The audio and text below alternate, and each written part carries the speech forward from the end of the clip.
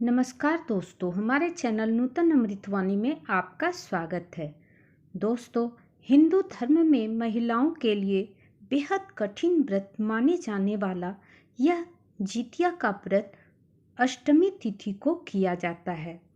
इस व्रत को महिलाएं निर्जला रहकर करती हैं।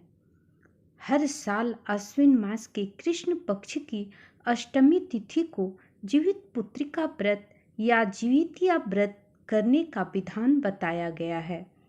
माताएं निर्जला व्रत रखती हैं।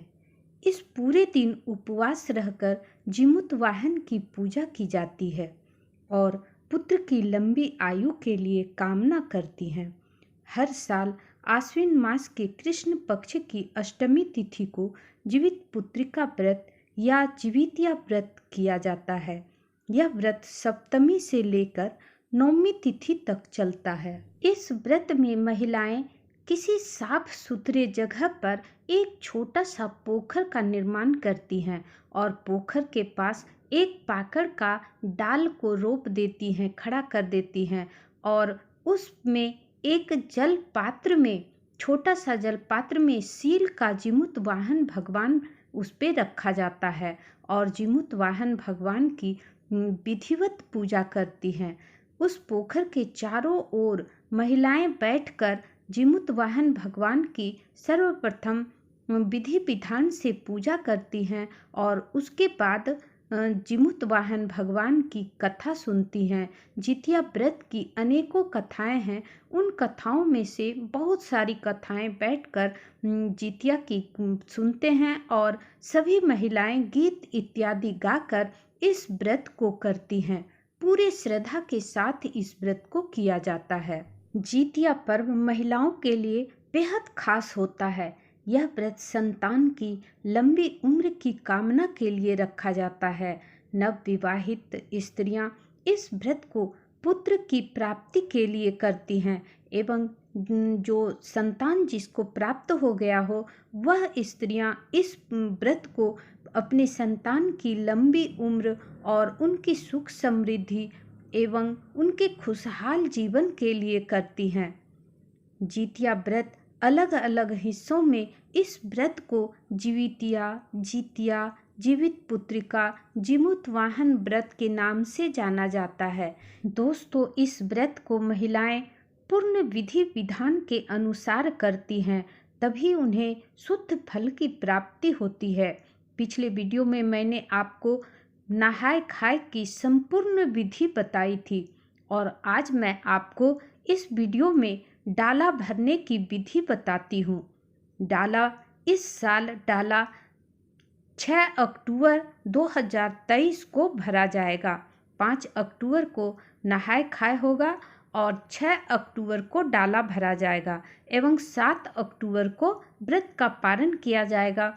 इसमें मैं आपको दूसरे वीडियो में, आपको आगे की वीडियो में बताऊंगी कि पारण की विधि क्या है और पारण कैसे करें, डाला कैसे खोलें। तो चलिए हम बताते हैं कि डाला भरने की क्या विधि है। डाला भरने के दिन 6 अक्टूबर को सुबह ब्रह्म मुहूर्त में उठकर स्नान करना है। स्नान करने के बाद स्वच्छ वस्त्र धारण कर लें और जितिया व्रत करने का संकल्प लें। उसके बाद नहा धोकर सबसे पहले भगवान की मूर्ति को साफ करें, मंदिर को साफ करें। मंदिर को अच्छे से साफ सुथरा करने के बाद गंगा जल पूरे घर में छिड़कें एवं उसके बाद विधि विधान से जितवाहन बाबा की पूजा करें। अपने मंदिर में पूजा करने के बाद आप जहाँ पर जितवाहन बाबा की पूजा करेंगे उस जगह पर एक केला का छोटा सा पत्ता लगाएं और 2 पत्ता झिंगली का लगाएं, जिसमें एक चील का और एक सियारिन का पूजा जाएगा। और उसके बाद केले के पत्ते में जितवाहन बाबा के लिए भोग लगाएं। केला, दही, खिजली, फल जो भी हो उसमें भोग लगाएं और दाहिने हाथ से तोड़ तोड़कर छोटा छोटा टुकड़ा चील के लिए और बाएं हाथ से सियार के लिए लगा दें। उसके बाद जितवाहन बाबा को अगरबत्ती दिखाते हुए और आरती दिखाते हुए सभी मनोकामना की कामना करें और जो भी इच्छा हो आप जितवाहन बाबा से मांगें। और उसके बाद दाहिने हाथ से चील को अगरबत्ती दिखाएं और बाएं हाथ से सियारन को अगरबत्ती दिखाएं। उसके बाद पानी से भगवान जितवाहन बाबा के प्रसाद को नीच दें। उसके बाद दाहिने हाथ से चील का और बाएं हाथ से सियारन का नीच दें। उसके बाद दाहिने हाथ से चील का और बाएं हाथ से सियारन का प्रसाद को उठाकर छप्पर पर फेंक दें, ताकि उस पे जो है कौवे चील जो भी हो वो आकर खा लें। और जितवाहन बाबा के प्रसाद को अपने बच्चों में वितरित करें। उसके बाद आप ओटगन कर लें। ओटगन करने के बाद हाथ मुंह धोकर फ्रेश हो जाएं। ये सारी प्रक्रियाएं आपको अष्टमी तिथि आने से पहले करनी है, यानी सप्तमी तिथि के अंत तक कर लेनी है। उसके बाद आपको पूरे दिन निर्जला रहना है, न तो अन्न खाना है और न ही जल पीना है।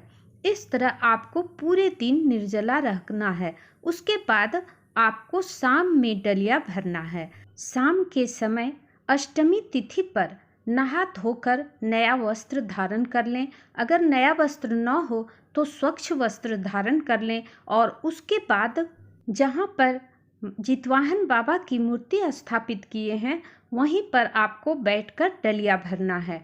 डलिया एक बांस का डलिया लेना है और डलिया में सर्वप्रथम एक पान को सीधा करके बिछाना है।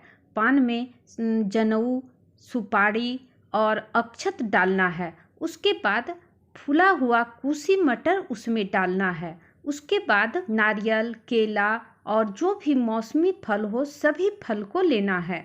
उसके बाद पुआ पकवान जो भी बनाए हैं उसमें भरना है।